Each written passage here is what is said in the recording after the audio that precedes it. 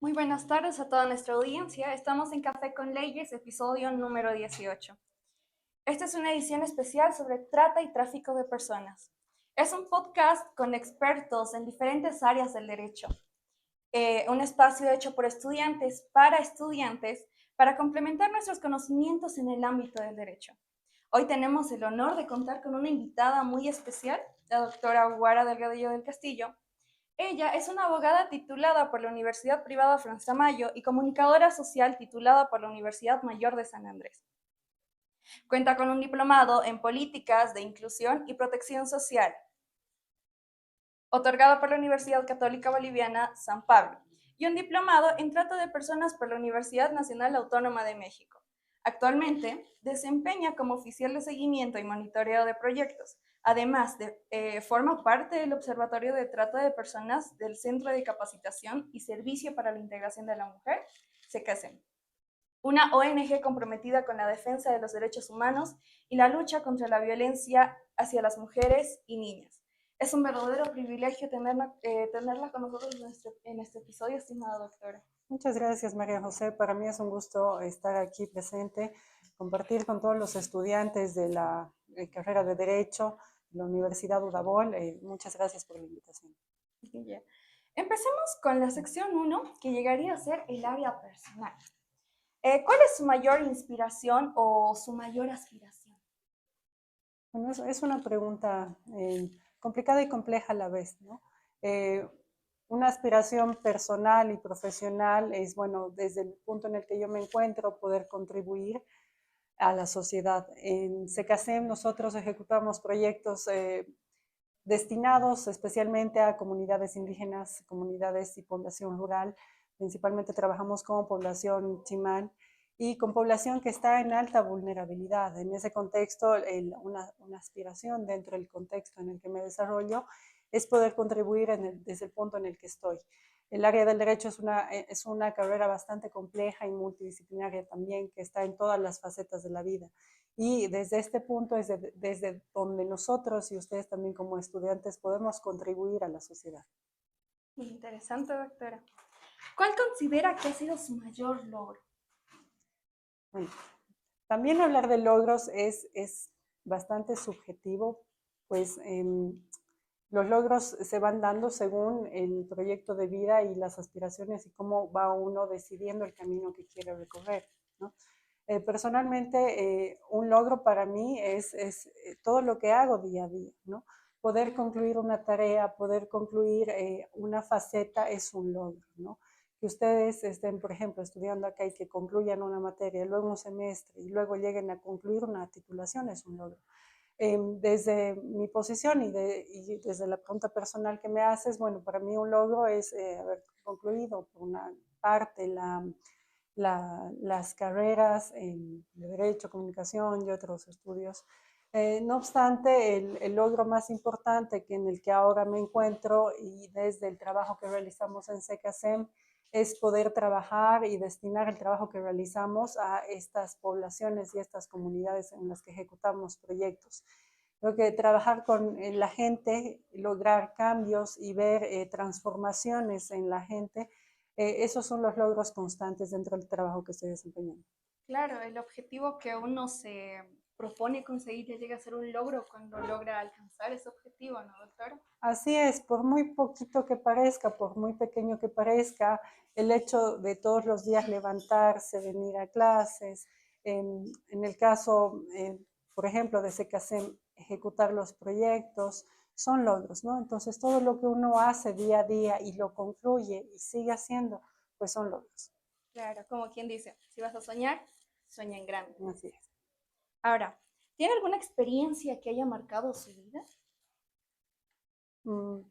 Sí, constantemente vivimos experiencias que nos marcan. Dentro del trabajo que estamos ejecutando con CECASEM, los proyectos marcan también a los técnicos, a las personas que estamos detrás de esas ejecuciones o detrás de esas acciones, ¿no? Dentro de los proyectos nosotros conocemos muchas situaciones, conocemos muchas vidas y lograr transformar esas vidas es bastante complejo. Es muy difícil a veces trabajar y poder interactuar con las personas, pero son desafíos, ¿no? Dentro de la parte legal, evidentemente, hay muchos desafíos constantes porque el área del derecho es bastante compleja. El ser un abogado litigante, por ejemplo, es un desafío. Poder interactuar con mi cliente, poder interactuar con la persona a la que estoy patrocinando es un desafío, ¿no? Entonces, estar adelante, dar argumentos jurídicos, legales, defender a otra persona es un desafío, ¿no? Entonces, en todo momento uno encuentra desafíos dentro del ámbito que realiza. ¿Cómo es que usted logra sobrellevar estos desafíos que se le han ido atravesando?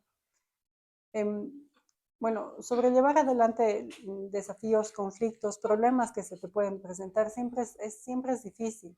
Y más si tú tienes que vincular eso a tu vida personal, ¿no? Claro. Es decir, uno en el día no solo es estudiante o es abogado o desempeña cualquier otra función, sino también tiene una familia, tiene o problemas de salud o tiene alguna situación en particular, ¿no? Poder conjuncionar y poder sobrellevar todo al mismo tiempo siempre es complicado, más ahora en un contexto que políticamente, económicamente y socialmente afecta a nuestro país, también repercute de manera individual en cada persona de diferente manera. Es un reto, pero creo que mucho tiene que ver con la resiliencia que cada uno puede tener para sobrellevar los aspectos y también la empatía, ¿no? Actualmente estamos viviendo en un contexto en el que las personas en sí han dejado de tener una parte humana y de empatía.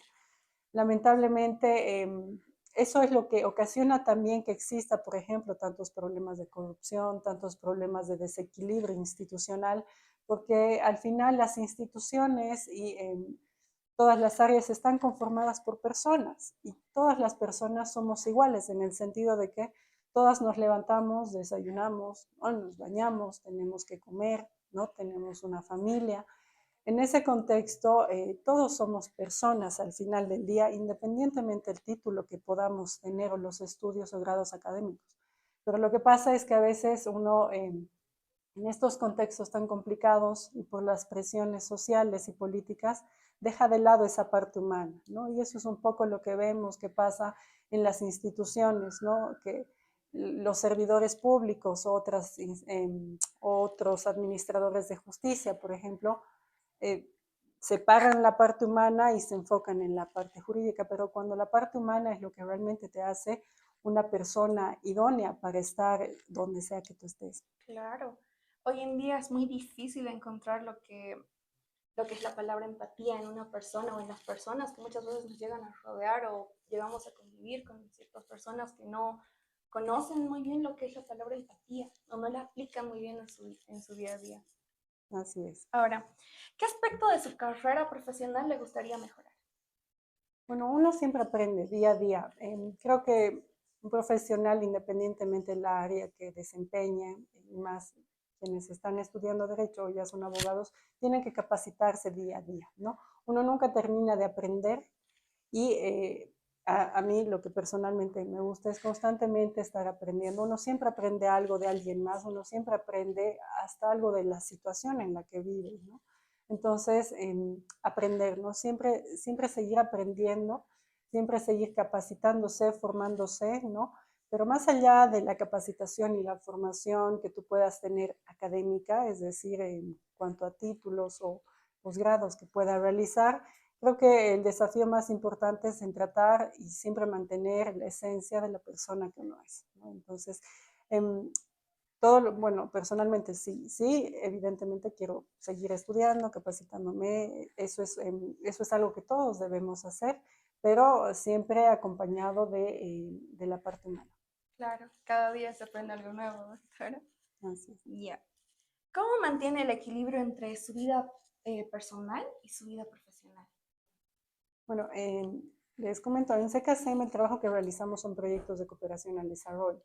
Estos proyectos tienen que ver con entrar a poblaciones, trabajar con población directamente que se encuentra en territorios muy alejados, ¿no? Por ejemplo, el trabajo que realiza el equipo técnico en CKCM es que viaja por 15 días, se quede 15 días trabajando con la población, ¿no? Entonces, y bueno, dentro de la cooperación al desarrollo y de los proyectos de cooperación que se ejecutan, es bastante complicado porque te demanda mucho tiempo, ¿no? Claro, No solo quienes están en área de terreno, sino quienes también están en otras áreas, como en planificación, comunicación y otras áreas, es bastante complicado. Desde el área en la que estoy, que es el seguimiento, monitoreo y el observatorio de trata de personas, sí tiene que ver mucho con equilibrar tu día a día, ¿no? Porque si no te saturas. Entonces, lo más difícil, pero también lo más necesario es equilibrar el día a día con cuáles son los momentos en los que yo tengo para hacer un trabajo, para estudiar, para ahora distraerme, para hacer actividades personales. Entonces, es muy complicado poder equilibrar el día a día en el ámbito laboral, más cuando uno ya tiene más responsabilidades, ¿no? Entonces, es bastante complicado, pero lo más importante siempre es la organización, ¿no? Tener claro qué vas a hacer en tu día a día y una distribución de tiempo adecuada para que también no dejes de vivir, que a veces eso pasa también con todos los profesionales y especialmente con los abogados también, que se consumen los casos, ¿no? A los abogados y todo lo que tienen que hacer y a veces se deja de vivir. Entonces es un poco complicado sobrellevar el ámbito profesional, laboral, familiar, pero hay que intentarlo.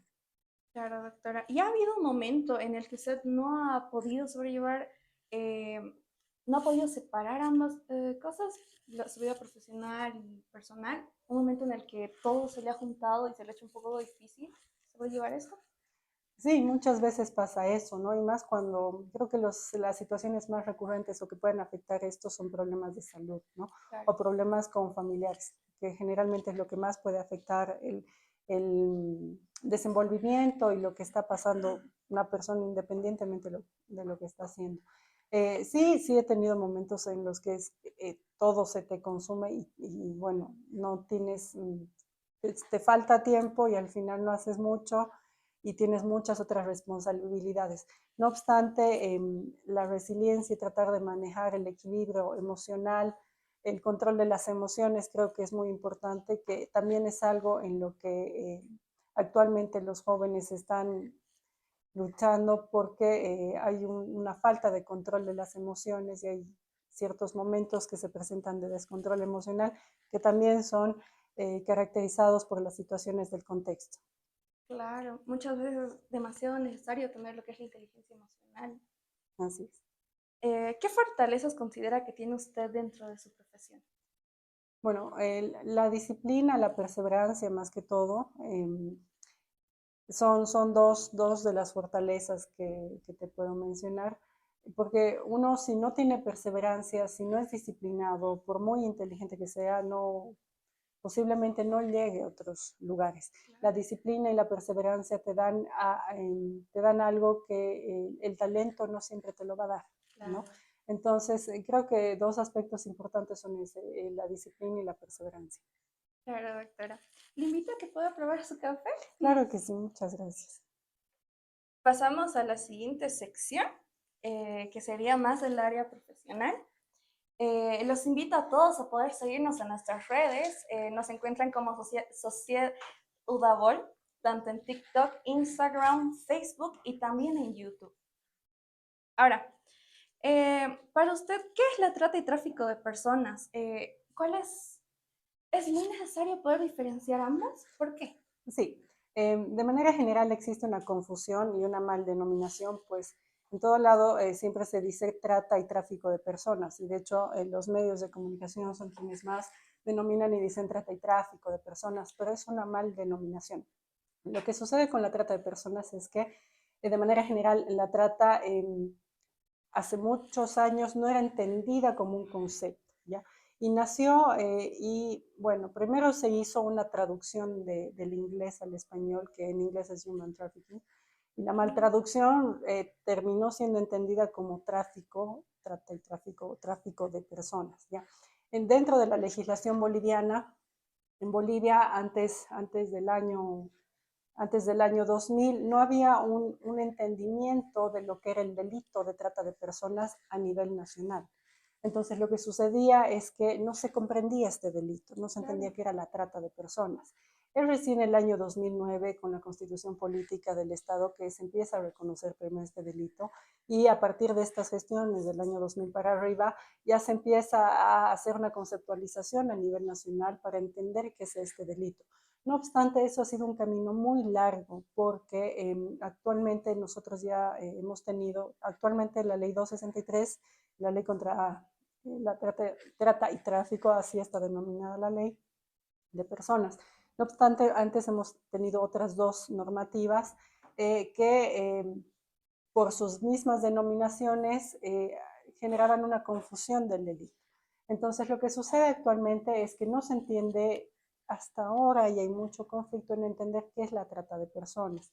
Sí es importante diferenciar del tráfico, porque la trata de personas es un delito y el tráfico de personas es otro delito.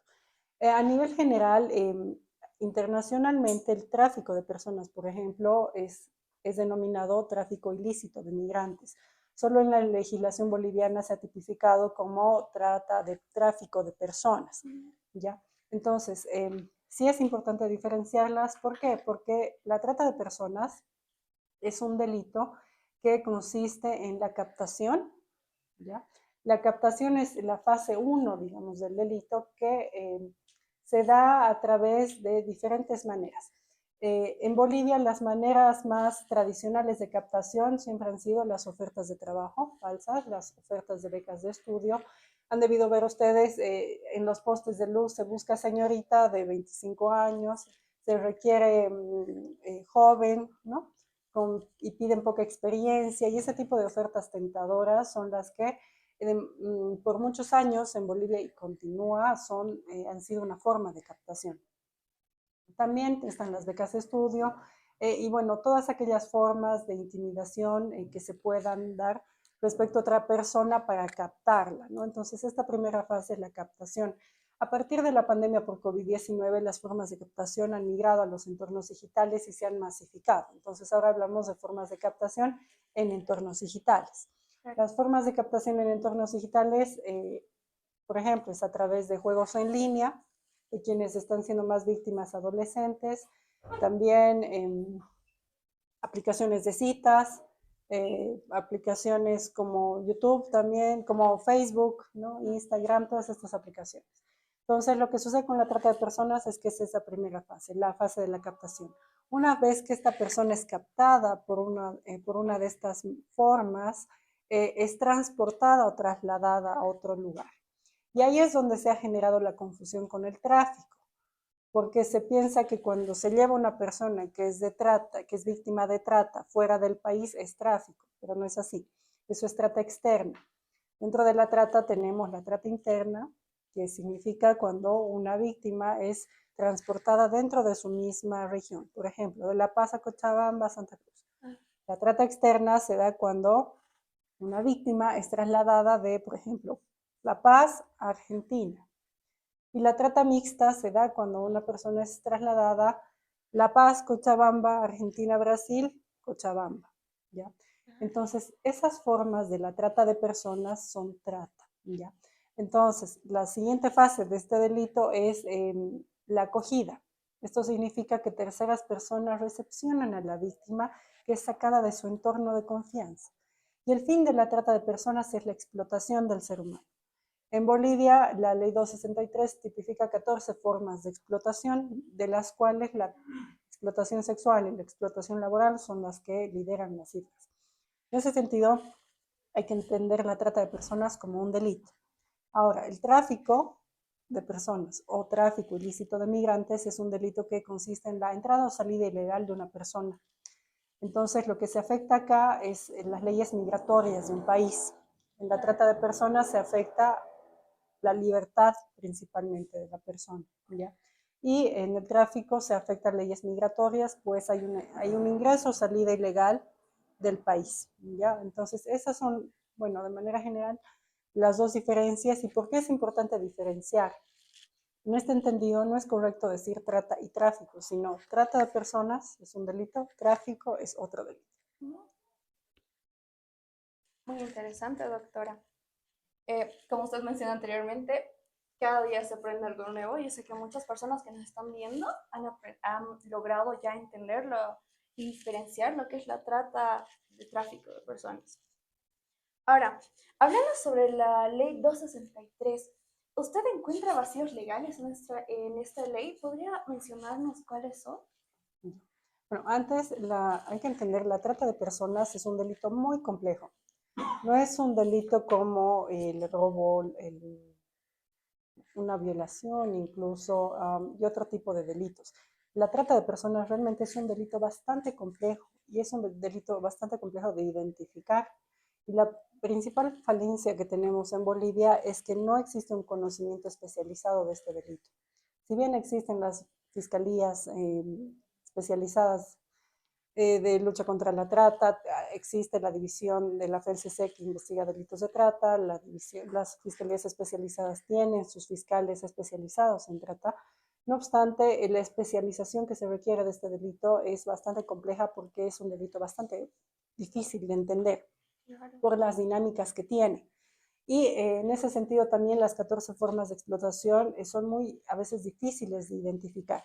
Espero que en otro momento podamos tener un espacio un poco más grande para poder desarrollar de manera más amplia el delito en sí, porque es un delito muy largo y bastante complejo. Respondiendo a tu pregunta, la ley 263 es una ley integral, ¿ya?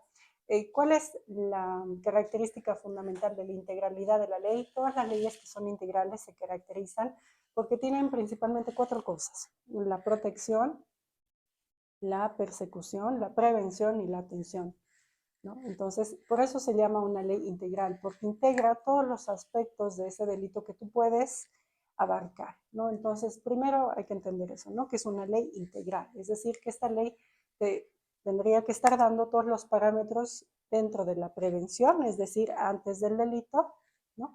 Después de la protección, ¿no? Atención, si es que ya se ha dado un caso de este delito, y la persecución penal, ¿ya? En ese sentido es una ley integral.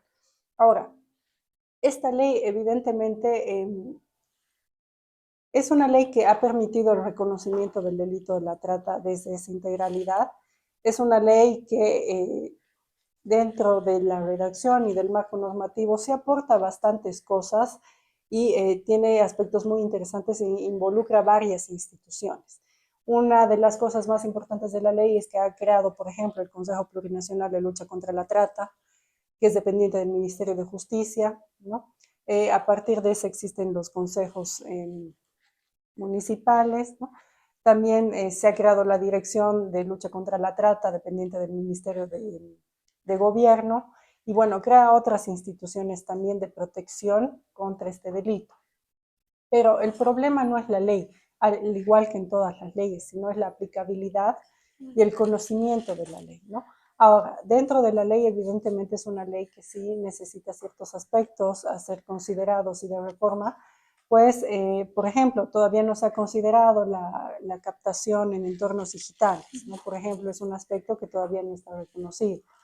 Y otros aspectos que se pueden mejorar, evidentemente, pero lo más complicado y el desafío más complejo que tenemos es, uno, el conocimiento de esta ley y dos, la aplicabilidad. Claro, doctora. Como usted mencionaba anteriormente, lo que es la trata y tráfico, muchas veces, ahora más que todo, se hace más presente en lo que son las redes sociales.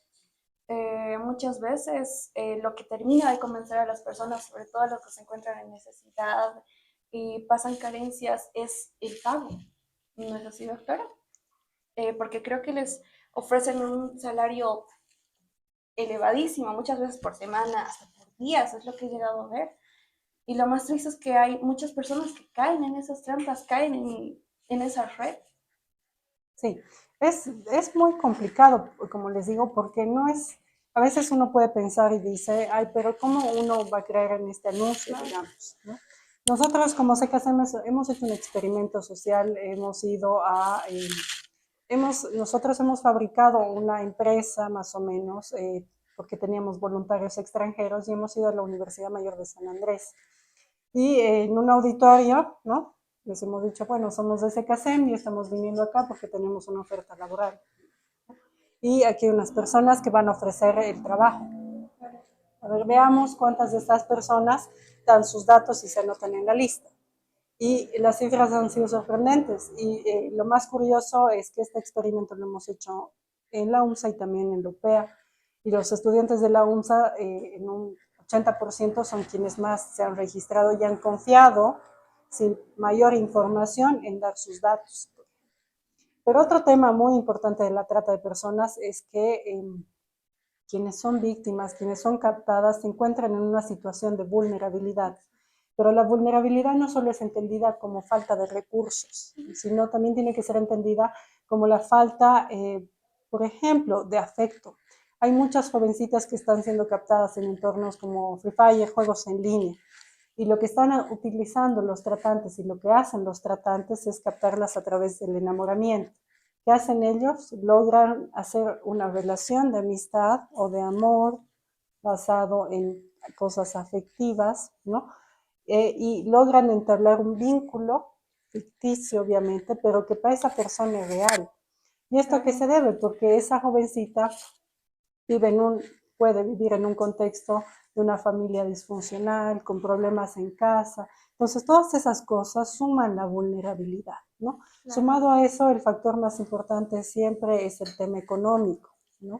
Entonces, nosotros, bueno, recientemente en SECACEN hemos recibido una visita de una sobreviviente de trata de Chile y algo que ella nos decía es que cuando tú no tienes más opción, y esa opción, por ejemplo, este trabajo ficticio o esta oferta chiquitita, es lo único que tienes, primero no estás en ventaja, ¿no? Claro. Entonces, a veces no hay otras opciones.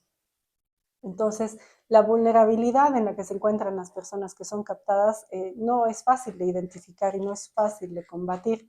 Y muchas veces cuando se dice hay que prevenir la trata y hay que hacer cosas de esto, a veces se piensa que simplemente con decir que es la ley 263 o pegar afiches de la ley 263 se va a resolver, pero el problema es mucho más complejo y es mucho más estructural. Claro, doctor. Ahora, ¿cuál considera que es el mayor reto que encuentran actualmente las organizaciones que luchan contra lo que es la trata y tráfico en Bolivia? Bueno, el problema que tenemos en Bolivia es que de manera general nosotros vivimos en un sistema muy punitivo, ¿no? Entonces, yo imagino igual que ustedes como estudiantes de Derecho han visto todas las materias, ¿no?, dentro del derecho penal, y en sí el derecho penal boliviano está abocado a la persecución penal, ¿no? Busca la pena. Entonces el sistema es bastante punitivo, es un sistema que te castiga, es un sistema sancionador, ¿no? El sistema que tenemos en Bolivia. Entonces, lo que pasa con este sistema es que las políticas y todo lo que se realiza se enfoca en la pena. ¿Y qué es la pena? O sea, la pena es la sanción que se le impone a quien ha cometido el delito, pero, o sea, ya cometió el delito. Entonces, ¿cuál es el problema? Que muchas veces el enfoque está abocado simplemente a esto, a la persecución. También se ha generado, no solo en la trata de personas, también en la violencia, una mala cultura de denuncia, en el sentido de que mucho se fomenta la denuncia. O sea, fomentar la denuncia no es malo. El problema es que si tú tienes que denunciar es porque ya has sido víctima, ¿no? No denuncias un delito del que no has sido víctima. Y el problema con la denuncia es que es muy fácil promover la denuncia y decir denuncia, denuncia y denuncia, cuando detrás de ese sistema, cuando tú haces una denuncia, está todo un sistema con el que después te vas a estrellar, ¿no? Porque llevar adelante un caso penal es muy complicado actualmente en el sistema boliviano. Además que aunque hay la gratuidad, en la realidad no se aplica, porque los funcionarios, los policías no tienen muchos recursos. Por lo tanto, no pueden hacer los requerimientos. Si no se lleva al investigador, muchas veces no hay notificaciones, ¿no? Entonces, son muchas cosas que implican hacer una denuncia, más el coste y el desgaste emocional, físico y económico que le demanda a una víctima. Entonces, se genera una mala cultura de denuncia y denuncia. Y esto está muy reforzado por este sistema punitivo que encima busca el castigo y se olvida de la víctima, ¿no? Entonces, lo que tenemos que repensar es en la prevención. No obstante, a pesar de que este sistema es punitivo y es perseguidor, Estados Unidos anualmente saca informes de la situación y el estado de situación de la lucha contra la trata de personas en diferentes países. El informe del 2024 da cuenta en las observaciones referidas a Bolivia de que Bolivia no está cumpliendo con los estándares mínimos para combatir este delito. Eso significa que, y nos han puesto en la lista de vigilancia número 2, es decir, que los esfuerzos que estamos haciendo a nivel nacional son muy bajos, ¿no? Porque sorprende mucho que desde la promulgación de la ley 263 hasta la fecha solo existen 12 sentencias condenatorias ejecutoriadas por trata de personas y anualmente tenemos más de 3.000 casos. Entonces, lo que está mal ahí es el enfoque. SECACEM se aboca mucho a la prevención, porque es mucho, hay que darle más fuerza a la prevención, porque reparar a una persona, a una víctima, a una sobreviviente de trata que ha pasado por toda esa situación es bastante complejo y tampoco vivimos en un sistema que está preparado para eso. Claro, doctora. Por ese mismo, para evitarse lo que es ese mismo desgaste, es que muchas víctimas deciden no denunciar, ¿no, doctora? Prefieren guardar silencio.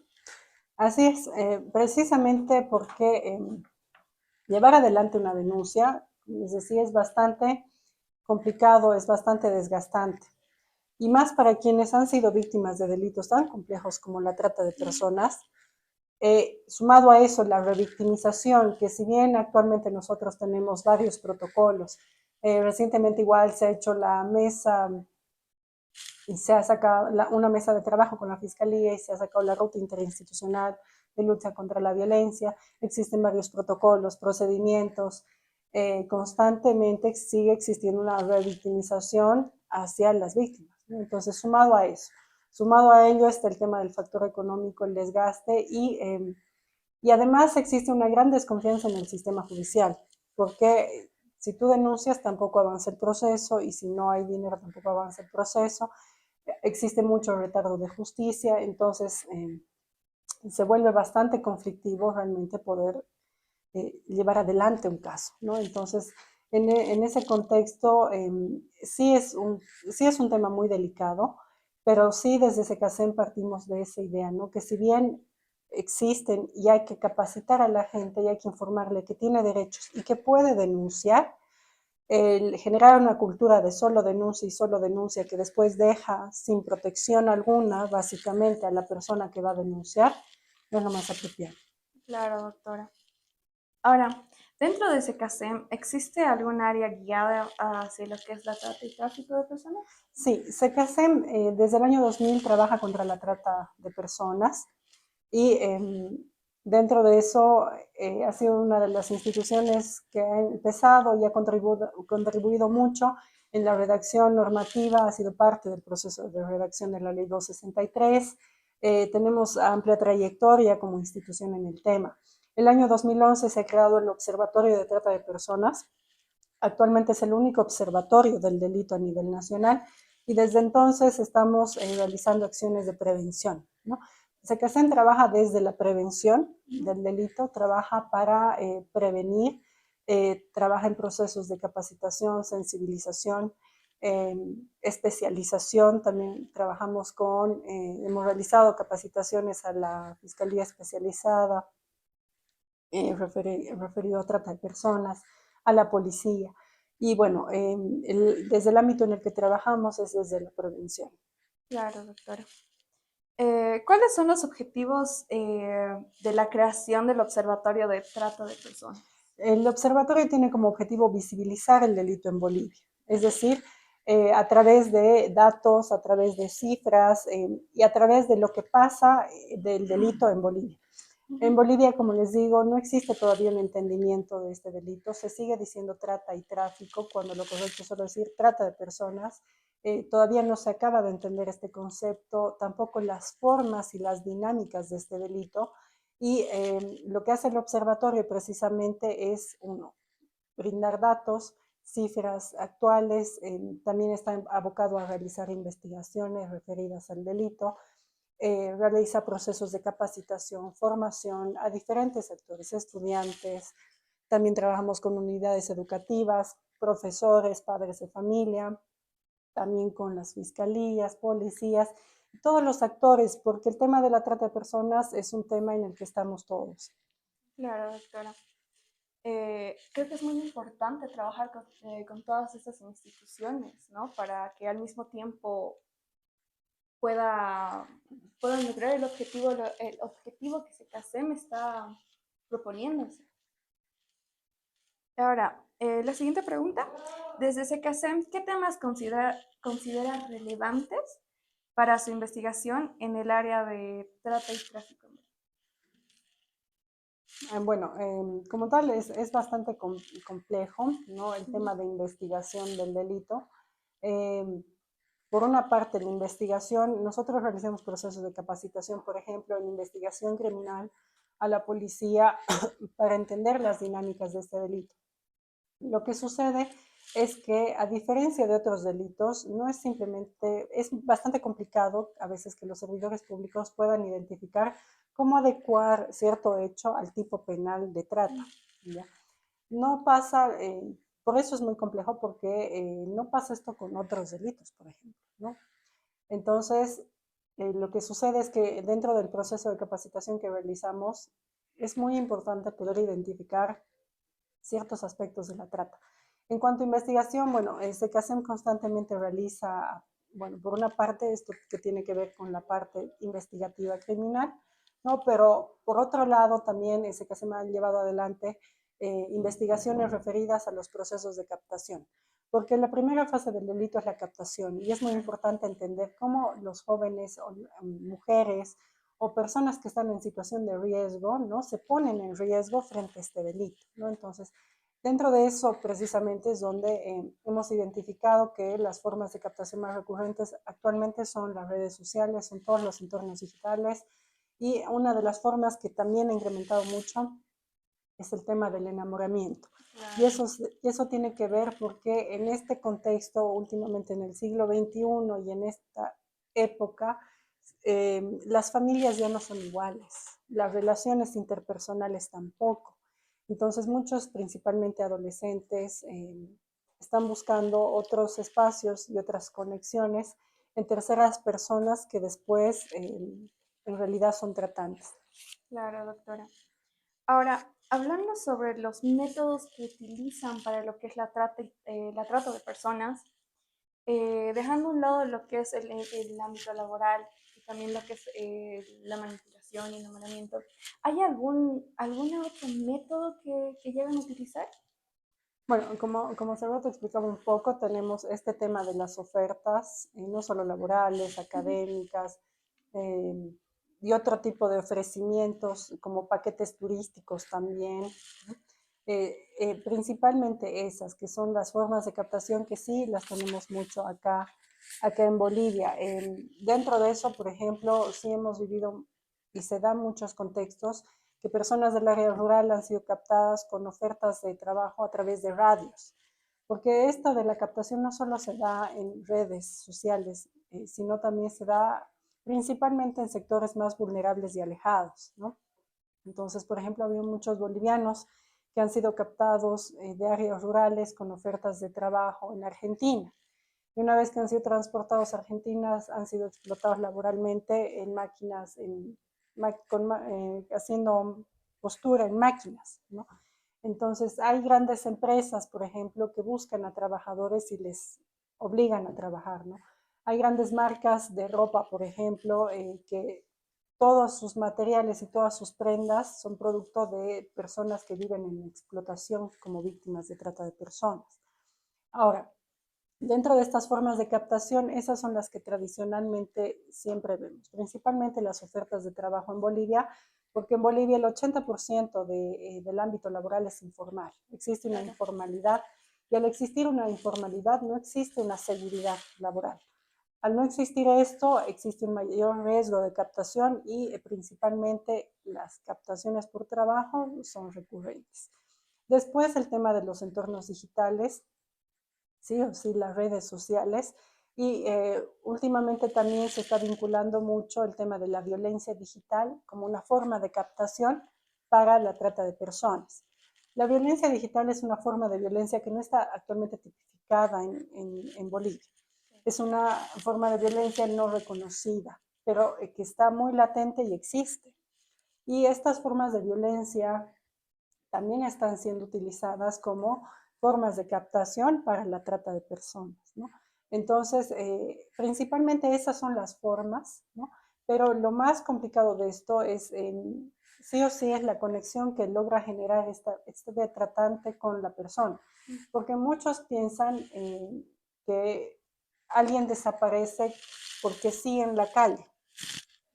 Han debido ver, siempre salen afiches de personas o reportes de desaparición, ¿no? Y dicen, fue vista por última vez y no se sabe más. Pero en realidad acá no tenemos en Bolivia todavía esta modalidad de que secuestren a la gente, todavía no están identificadas organizaciones criminales, excepto el Tren de Aragua, que sí es una organización criminal que tiene relación con Bolivia, que realiza trata de personas, pero no tenemos, como en México, por ejemplo, o en otros países, un nivel delincuencial tan grande que se dan estos secuestros en la calle. Lo que sí tenemos son formas en las que tratantes trabajan muy bien a las víctimas, es decir, entablan una conexión, entablan una amistad, entablan una relación, ya sea amorosa, amistosa o de cualquier otra índole o de confianza.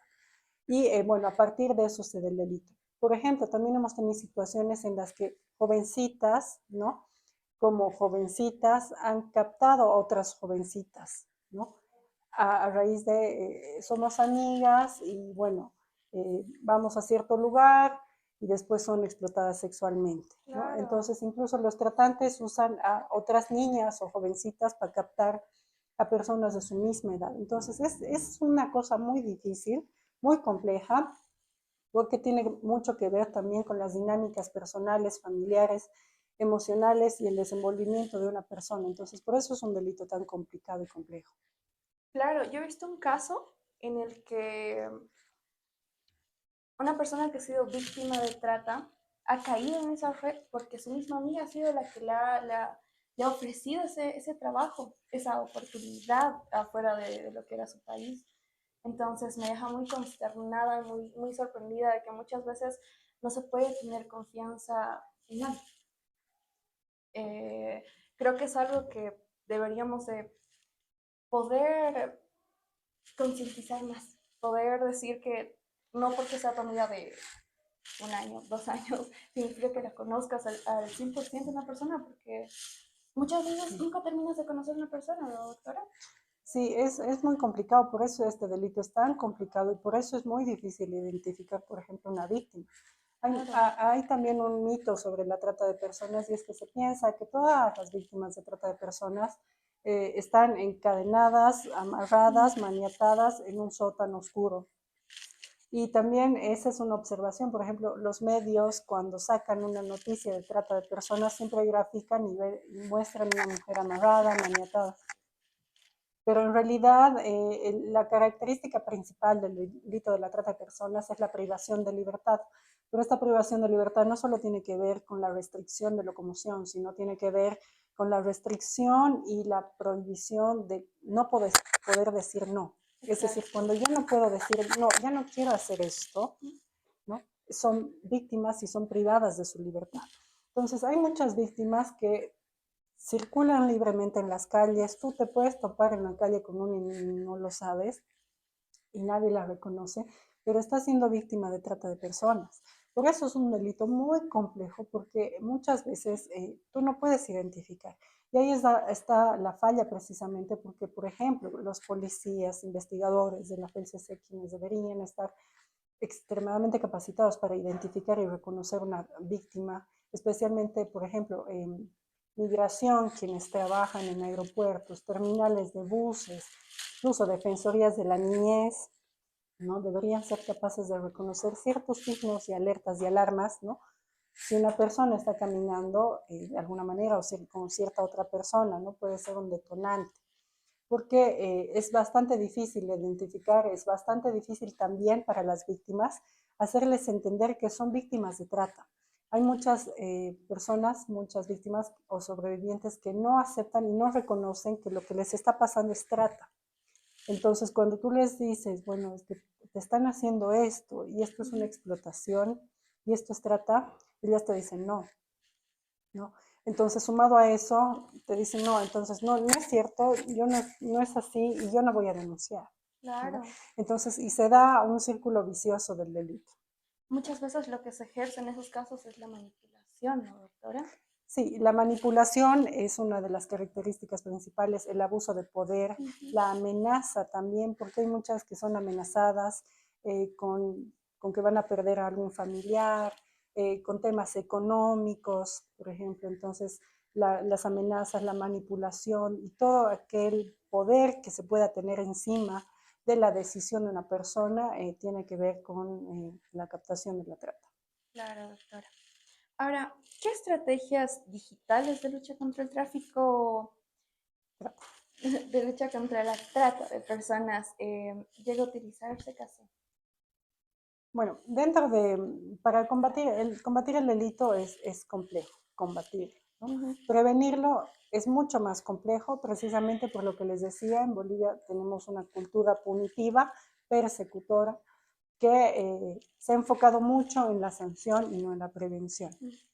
Combatir es bastante complicado. Dentro de SECASEM, lo que principalmente realizamos son procesos formativos de capacitación, pero no solo abocado a entender qué es la trata de personas, porque no sirve de mucho solo explicar qué es la trata de personas. Evidentemente es importante y el factor de la información es un punto muy importante, porque quien no está informado, quien no conoce y no lo entiende, no lo reconoce. No obstante, al igual que en la violencia, porque la trata de personas es una forma de violencia extrema, lo que sucede es que la, el delito como tal se configura desde una estructura muy compleja. Entonces, lo que hay que contrarrestar son las bases o los determinantes de esta situación.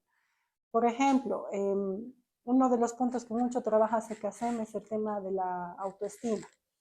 ¿Por qué? Porque principalmente una persona que está en una situación de vulnerabilidad, eh, su vulnerabilidad no solo deviene de un factor económico, sino también emocional, ¿no?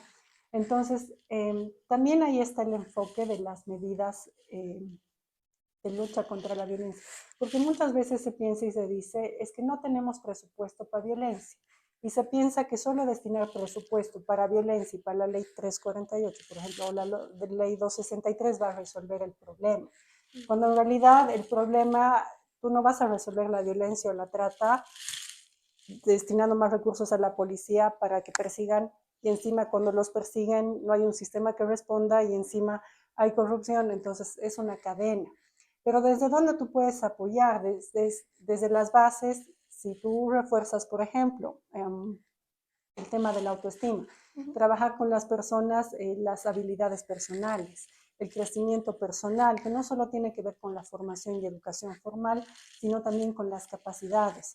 Otro aspecto que trabaja SECASEM, por ejemplo, son las expresiones artísticas, ¿no? Para vincular y desarrollar una confianza en sí mismo y bueno, que se puedan ir dando este tipo de procesos. Otra de las acciones y dentro de los proyectos también que ejecutamos está el tema de brindar otras oportunidades, por ejemplo, el emprendedurismo, ¿no? La capacitación en otras áreas, como el diseño gráfico, en la cocina, la repostería y otras áreas que ayudan a la persona a desarrollar otras capacidades que le permiten ser autosuficiente, autodeterminada, ¿no? Para que en el momento que se vea en una situación de riesgo, es decir, que alguien me está ofreciendo un trabajo, por ejemplo, yo pueda tomar una decisión diferente, ¿no? Entonces, la vulnerabilidad no solo tiene que ver con el aspecto económico, que sí es un factor muy importante y es el principal detonador, pero también tiene que ver con otros aspectos. Ok, doctora. Ahora, cambiando otro tema, pero igual es relevante, ¿qué fue lo que le motivó a estudiar tanto derecho como comunicación social? ¿Cómo es que combina estas dos profesiones en su trabajo actual? El derecho es una carrera muy... el derecho está en todo. Todo lo que hacemos es derecho, ¿no? lo que uno compra, desde lo que uno hace, ¿no? Todo es derecho en realidad. Entonces, el derecho está en todo, ¿no? Entonces, no podemos hacer algo que no implique algo que tenga que ver con el área jurídica. Y bueno, comunicación es una carrera que se complementa mucho en el sentido de que también todo es comunicación y todos nos comunicamos. Claro. ¿Cómo yo he logrado conjuncionar ambas áreas? Bueno, dentro del área jurídica del derecho tengo un enfoque penal abocado a trata de personas y violencia principalmente, ¿no? Y dentro del área comunicacional, un área que, bueno, logra complementar esta parte jurídica, ¿no? Desde el área investigativa y social principalmente, ¿no? Entonces, creo que ambas carreras se vinculan, ¿no? Y en algún punto se conjuncionan, porque muchas veces no solo es hablar de qué dice la ley, ¿no? Sino cómo yo transmito eso, ¿no? Entonces, tiene que ver mucho con qué digo, cómo lo digo, ¿no? Y bueno, el área jurídica es un área que refuerza todo eso también. Claro, doctora. Ahora pasemos a la sección 3, que trata sobre la dinámica. ¿Usted va a sacar un papelito de acá?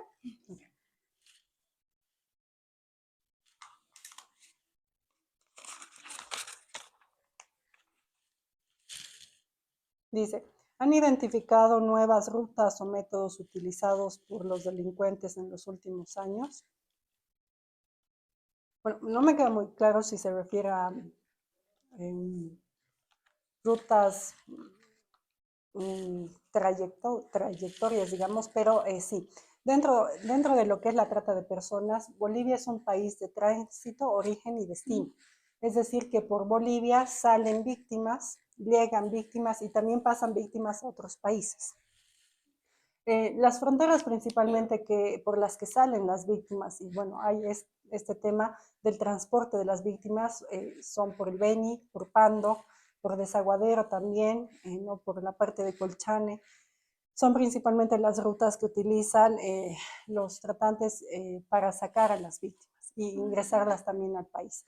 Eso por un parte el tema de las rutas y por otro, bueno, lo de los métodos de la trata de personas básicamente son los que ya hemos explicado. Ah, claro, doctora. Ahora, ¿podría sacar una? La última.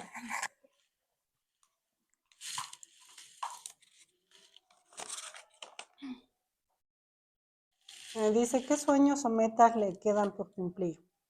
Bueno, entiendo, esa es una pregunta un poco más personal, pero dentro del trabajo que realizo, una meta, bueno, una meta, un sueño es bastante lejano a veces, pero una meta es, bueno, poder seguir contribuyendo desde el área en el que estoy, ¿no? Seguir trabajando y generar cambios. En mi formación y el trabajo que desempeño siempre he estado más abocado a la parte humana, en el sentido de trabajar con personas. Es bastante complicado, ¿no? Pero es un trabajo necesario, ¿no? Poder hacer un cambio en otra persona, poder transformar una vida y poder coadyuvar en un proceso es algo muy satisfactorio. Entonces, dentro de las metas que tengo, bueno, es poder seguir haciendo este trabajo, ¿no? Incidir más en el tema de la prevención de trata de personas, ¿no? Y poder lograr, dentro de todo el trabajo que realizamos, el punto es si al menos podemos impedir que una persona sea víctima de trata de personas, y hemos hecho mucho. Claro, doctora. Ahora le tenemos un presente de parte de la sociedad para que Bueno, no muchas nos gracias. olvide. Muchas gracias. Ahora, estamos muy agradecidos por haberla tenido aquí. Ha sido una entrevista llena de aprendizaje, experiencias, inspiración. ¿Hay algo, antes de despedirnos, hay algo que usted le quiera decir a todas las personas que nos están viendo? Sí, bueno, principalmente quienes están viendo la transmisión son estudiantes, son jóvenes que están estudiando la carrera de Derecho y el único mensaje que les puedo dar es que uno concluyan sus estudios. Son contextos muy complicados que a veces incluso te demanda un cierto esfuerzo poder lograr concluir tus estudios. Y una vez que concluyan sus estudios, independientemente del área en el que se desenvuelvan, ya sea el litigio, la profesión independiente, o en una función pública o en una ONG como en la que yo estoy en cooperación al desarrollo, creo que lo más importante es mantener los valores que tienen. O sea, ustedes no van a poder ser abogados buenos si no son buenas personas. Y ese es un punto muy importante porque muchas veces se habla y siempre dicen, no sé, presentan un especialista con muchos doctorados y mucha especialización, que evidentemente eso es algo muy bueno. Pero si ustedes dejan la parte humana y si ustedes dejan los valores de lado, no se va a poder lograr. Más allá de lo que estudien, que yo espero que todos los que están viendo acá, todos los que están acá, chicos, concluyan sus estudios. Lo más importante es eso, no dejar de lado la persona que yo soy, ¿no? Entonces, si ustedes son buenas personas, evidentemente van a ser los mejores abogados. Entonces, la única recomendación que yo les puedo dar es esa. El que sigan, concluyan sus estudios, no dejen de lado la parte humana, siempre piensen en cómo me sentiría yo si estuviera en otra posición, ¿no? Más cuando estén atendiendo a un cliente, una persona, en un litigio de cualquier área o cualquier materia, no dejen eso de lado, ¿no? Entonces, el tema de la parte humana es muy importante y bueno, lo más importante al final del día es la persona que yo soy. Claro, doctora, muchas gracias. Gracias por acompañarnos en este episodio número 18 del podcast junto a la sociedad. Como ya mencioné anteriormente, ha sido un espacio lleno de reflexión, inspiración y aprendizaje junto a la doctora. Nos encontramos en el siguiente episodio. Síganos en todas nuestras redes. Nos encuentran como Sociedad Udabol en Instagram, Facebook, TikTok y también en YouTube. Muchas gracias, estimada doctora. Muchas gracias.